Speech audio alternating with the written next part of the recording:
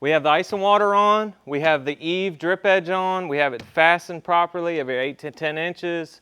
We have the synthetic on, we have that properly fastened. Like I said, a 12-12, so definitely want to put extra ones in it. One thing that we run across is having either the ice and water or the synthetic lapping over the rake like this. And of course, when I put this up, that's going to be really hard to cut. You might be able to get your knife in there and cut most of it, but some of it will show. I suggest that you just pull out your knife and cut this even with the rake before your rake drip edge goes on. Just like that. Now the next part, I have this cut a little bit longer. What I'm gonna do is I'm gonna bring this past the ridge line, just a little bit.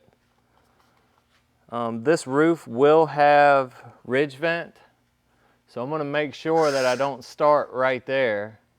I'm gonna make sure that I go up high enough to meet the other side, meet the roof deck coming up this way. And what you're gonna do is you're gonna mark the back side of this drip edge with your pencil. So we're gonna go right in there, just make a small mark where they meet. Same thing with the top. And that's gonna give us our cut line, which will be flush with the top. And this right here is gonna be our fold line. We're gonna add about 1/4 to 1/2 inch past that mark and fold it to get rid of any gap there. So I'm gonna go ahead and do that with my snips now.